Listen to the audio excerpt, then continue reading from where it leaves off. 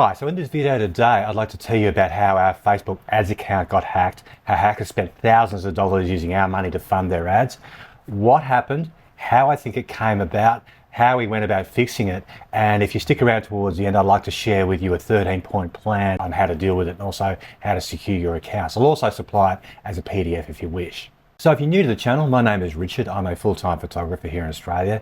Our studio is a boudoir studio. We average multiple six figures per annum, and I enjoy making videos about the business of photography because I enjoy talking about photography and helping other people. So what happened was, this all happened back in August of 23. I was checking out my phone like I did every morning. I noticed all this activity on my Facebook business account, and I thought, oh. And so when I checked my Facebook page, I came across this. And as you can see, it's an ad for a super magic stain foam cleaner, no rinse cleaner. Kitchens, bathrooms, balconies, living rooms and places that are difficult to clean all the year around, can be wiped clean with just one spray. And as you can see, it's gotten 573 likes, 36 comments, and 192 shares, okay? As you can see, it's attached to my business account, and I was going, well, this can't be good. I tried to log into my Facebook to see what was going on, and I couldn't get in. I was locked out. And it was that moment then I realized that I'd been hacked. And then from there, I had some other notifications via email that certain payments had failed, okay? So I logged into my bank account, right? And this is what I found. So what's going on here is, I've got a balance for $6,809. Now, this is our general trading account, okay? So we have multiple accounts, and this particular one is our trading account. And on our trading account is where our general expenses come out of, okay? So, and we had a Visa debit card attached to it, which turned out to be a really bad move, by the way, which I'll explain later.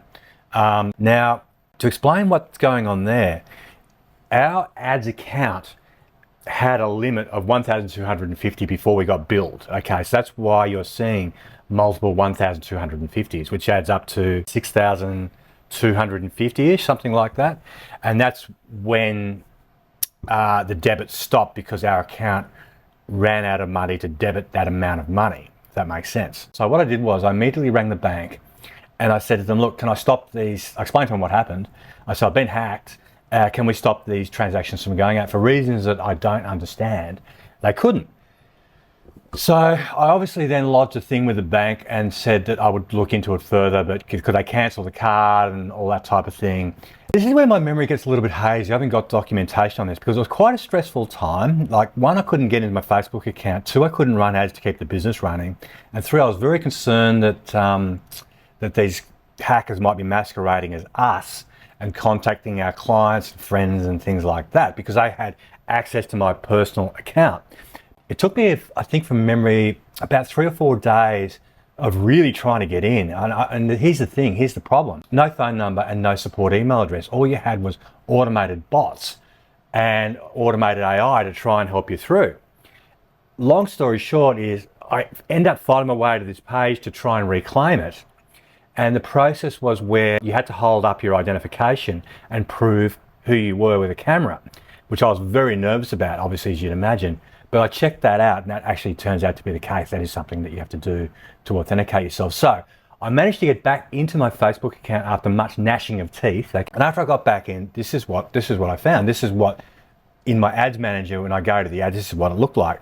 They'd set up a tailored web traffic campaign, okay, at a budget of $20,000 a day.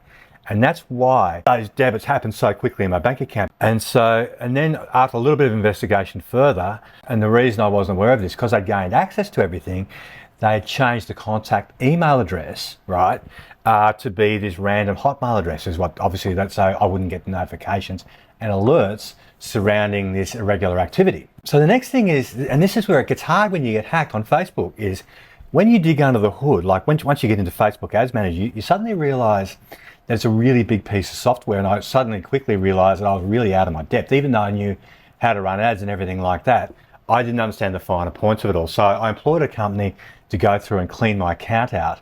And a lot of the recommendations, which I'll be giving soon, that I mentioned at the beginning of this video, came from them. But just to go back a step, I'm not a complete amateur when it comes to IT. I owned an IT company back in the early 2000s. And I'm very aware of security and things like that. And to be truthful, to this day, I still don't understand what happened and how they got into the account. So So then the next thing that happened was we had to try and recover the funds. Okay, now $6,000 is a lot of money, I know, and for us that wasn't the super end of the world. Like we could absorb that cost until we got it back. The big problem was that my ads account had now been suspended and locked, and I couldn't get into it, so I couldn't go back in and run ads. But let me just show you this might be of interest to people. So in an effort to try and recover the funds, I eventually found my way to this Facebook page, which is a page for unauthorized charges for ads, and I'll kind of run through it here. So it's pretty straightforward. You pick out your ad account, you say these do not recognize my ads. You go through and you list you list all the transactions, and then you give a description on what happened. I just told them what I've just told you guys, that someone gained access to my account. Okay, and I kind of touched on this before, but this was the big problem, that my ad account had now been suspended. And with some help of some friends of mine, they helped me get another ads account going, and away we went again. So that was the whole story of what happened, and so it all kind of worked out in the end. By the way, I did get my money back from those ads. It took a long time. I can't remember now, but I think it would have been at least a few months. So the next thing I'd like to share with you are the things that I learned by getting hacked and having a security audit by an IT company. I think there's some very valuable information here. I'm certainly glad that I learned them. You could honestly, I'm not exaggerating here. It could potentially save you from losing your life savings. I'm not talking about getting hacked on Facebook, but just some security measures in general. So my hope is that you do learn from this, and let me just run through all of these with you now. So the first thing is, make sure you have two-step authentication set up, or 2FA as it's known, two-factor authentication, on both Facebook and Instagram with a strong, complex password. Okay. So the second thing is, use an authenticator app for the two-factor authentication. Now, I choose to use the Google Authenticator. That was recommended to me by my friend who's in IT.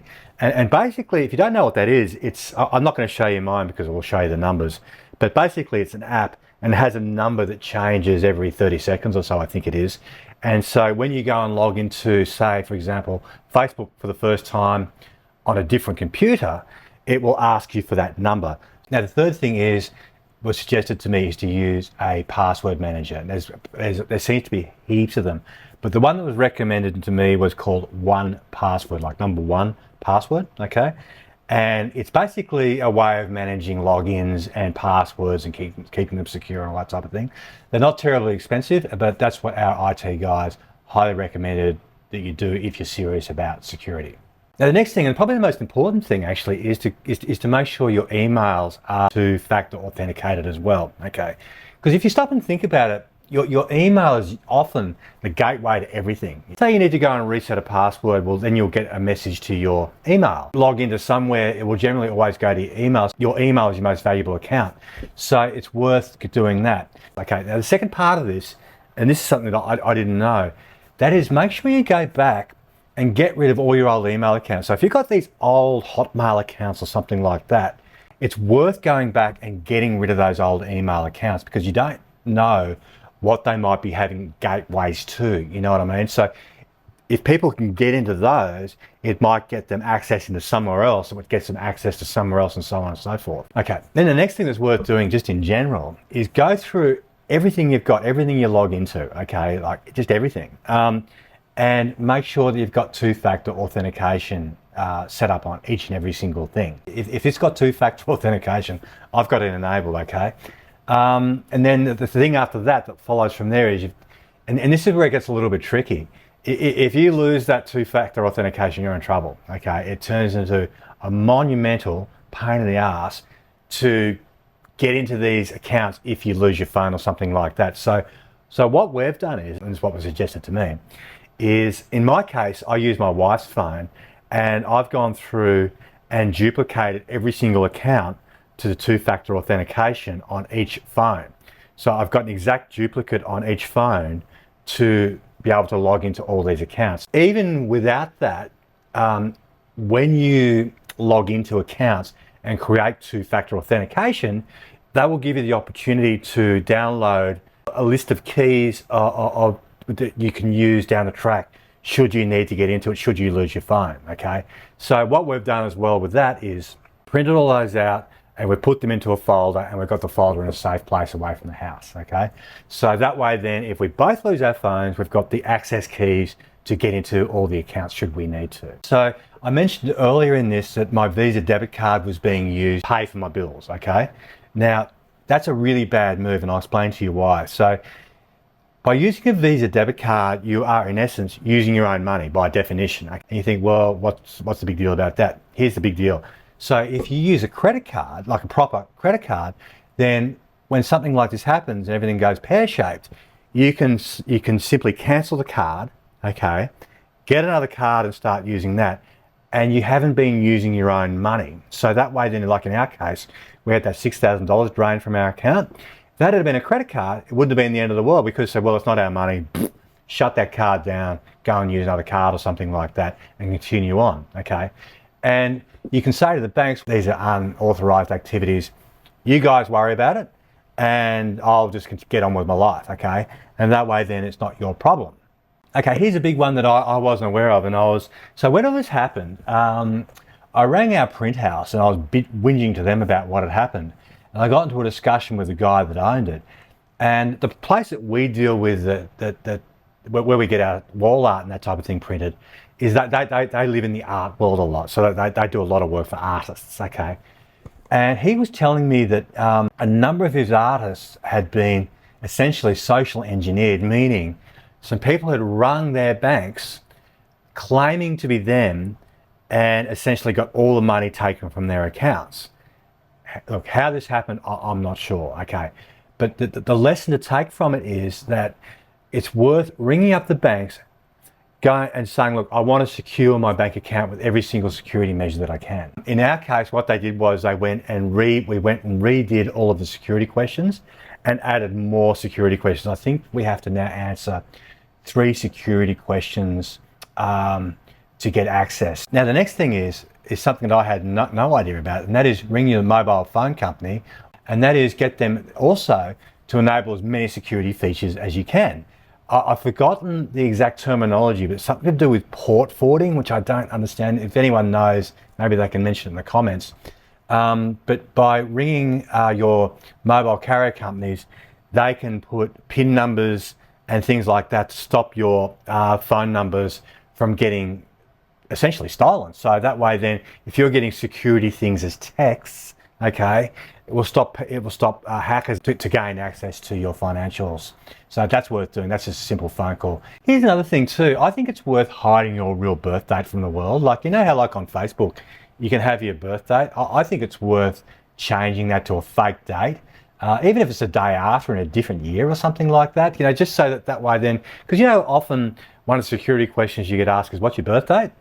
But this is a bit of a different one, and I'm sure anyone who's run Facebook ads will be aware of this. But if you're in the process of contemplating running Facebook ads, one thing that will happen the moment you start running ads is you'll start getting all these fake messages from Facebook. I'll put a couple up on the screen now, and they look like this, okay? So they look like these messages they look like they're coming from Facebook, but what they're trying to get you to do is click on these links, okay? For the love of God, do not click on those links, because they're phishing. These are phishing messages, meaning they're trying to get you to click on those links, and therefore that they will get access to your accounts. And then finally, the last thing is, if you are running ads and have been running ads or think about running ads, go through and create 5 backup advertising accounts, okay? So that when the day comes when your account does get shut down, which is not necessarily from something like this, but say Facebook just messes up and freezes your advertising account because some idiots complained that what you're doing is illegal or unethical or something like that, you can then immediately go to the next account and continue on, okay?